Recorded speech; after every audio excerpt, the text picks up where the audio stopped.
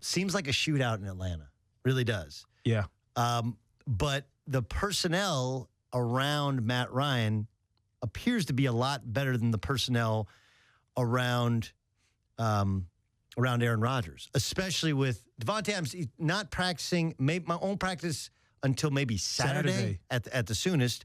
Jordy, we don't think is going to play either, right? Right. So if you don't have Jordy, and even if you have Devontae, but he's not 100%, and I know they had injuries last time these two teams played, but can they keep up with the Falcons? It feels like the Falcons are a bad matchup for that Green Bay defense. I think they are a bad matchup, and that's the thing I've been harping on all day, Doug, is when you look at the personnel-wise and you look at the amount of guys that are healthy compared to what's not healthy on the other side of the football for Green Bay, that's going to hurt. Green Bay also, they're not healthy in the secondary as well.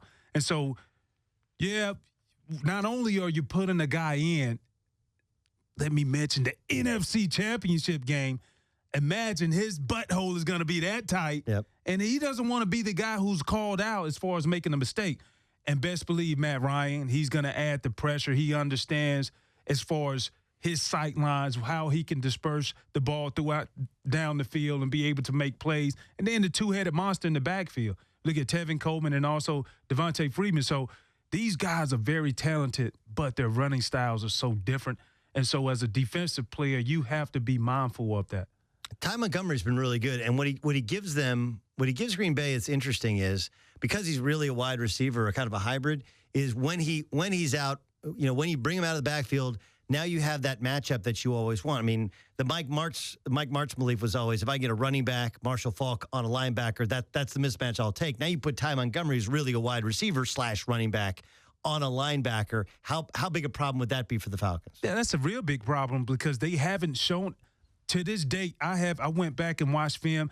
They haven't shown to where they put Montgomery in a 3 position as far as an empty backfield, and he's the conventional running back. I expect for them to do that this weekend, put Ty Montgomery as the number 3 receiver in an empty set and isolate him on that lone remaining linebacker in the middle of the field. And so Deion Jones, which is the rookie from the Atlanta Falcons, he has made some big-time plays this year, but he's still a rookie, still learning, and that's going to be a matchup you're going to have to watch, especially when they try to isolate him like that. Yeah, second-round pick at LSU, a super talented athlete, but this is, real big challenge for them. I hate – we all make picks and predictions, and I understand it's like if you're a Seahawks fan, you could say, well, if the fumble didn't happen to Russell Wilson, it might have been a completely different outcome. But your gut tells you who wins that game. Who wins the game out of Green Bay and Atlanta? Mm-hmm. Atlanta. My gut is telling me Atlanta. And the reason why it's telling me Atlanta is because the injuries. You look at the Atlanta Falcons offense, one of the best offenses in the history of the game when it comes to points scored. And so when you have an offense rolling like that, even if they have a down day, they're going to score in the 20s. I truly believe that. So overall, personnel-wise, I think they have the better team because of health. All right, let's go to the Patriots. The Patriots trade away Jamie Collins, and then Gronk gets hurt. So they weren't exactly humming last week. They're lucky they played kind of the quarterbackless Houston Texans. Now the Steelers come in, and the Steelers couldn't punch the ball in the end zone, one on all field goals, and a holding call against the Kansas City Chiefs.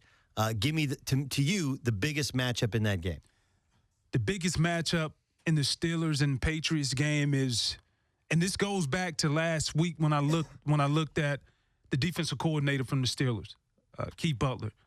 I thought that he's done an amazing job, especially since Dick LeBeau has left. But I did not like several times last week that he put his linebackers in position to be able to run down the field with receivers. And sometimes Alex Smith didn't catch it. Playing Tom Brady this week. He'll catch it. He's going to catch it, and he's going to catch it every time. And so for me, I understand it's the foundation and the base of what you do, but at some point of time, you got to understand and make sure Lawrence Timmons, he needs to stay in the box, right, because that's what he do. That's what he does so well. And then get creative on the back end by allowing your safeties and bringing in a nickel corner to be able to come in and get some flexibility like that. Look, you watch football at a much higher level, obviously, than all of us do. Okay, so we you pick up things, but to the layman like us, Ben hasn't played great. Was it just Kansas City's defense is awesome, on fire, at home, But you look back, like he hasn't been, considering all the weapons they got Le'Veon, he's got Antonio Brown, and I know they don't have Martavis who can stretch the defense, but he's still got plenty of guys that has Ben not played well, or is it simply the defenses have played well? The defenses have played well, and you look, when you get into playoff football, you're playing against better defenses all around. I want to make this a note, though. Understand, to go to Kansas City, even though you did not score any touchdowns, and you walk up out of there with the win. Yeah, it's hard. First team, game. How about this one? First team in NFL history to give up 2 touchdowns, not score a touchdown, and win a game. Like, I don't know if that, but it shows that they just kind of hung around, kept getting the red zone, get points. That's huge. And that's huge. I think that's a testament to not only how mentally tough that football team, how tough they are as the Steelers, and then at the same time for you to go in, because I know how hard it is to win in Kansas City. And for them to go and do that, I'm not even so much worried about Big Ben, because now I think his play over the past few weeks has been enough for them to win. And so I look for the best of Ben Roethlisberger this week when they go to Foxborough. Okay, so Belichick's whole thing is like some of these great coaches. I'm going to make you one-dimensional. I'm going to take away what you do best. But, like, okay, do you take away Le'Veon Bell? And if you do, I don't even know how you do that because he's good catching and running. And then, all right, if you take away Le'Veon Bell, well, that leaves you, you're isolating yourself on Antonio Brown, who's, in the conversation of best wide receiver in the league. So if you're going to take away one of the two, which one do you take away? You try to take away the one that is going to score the fastest, and that is Antonio Brown.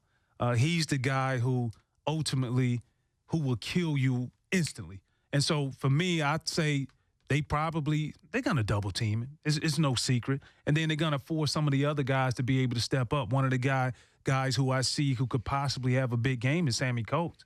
He's been very, very quiet. Some people say disappointing.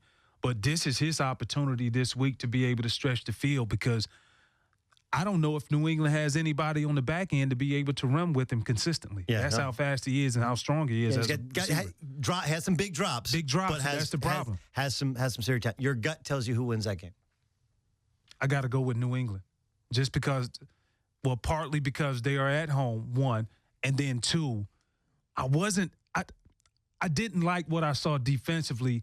The times, not necessarily when they got beat last week, Pittsburgh going against Kansas City, but the times where they could have gotten beat, but Alex Smith just didn't see it. Yep. And so Tom Brady's going to see it. Or is he not willing to try it?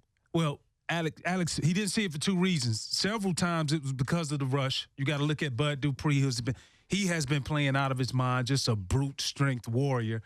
And other times he just didn't miss it because I think he's kind of programmed as far as let me look short to intermediate versus sometimes looking for the deep ball when you have that opportunity for a one-on-one coverage matchup.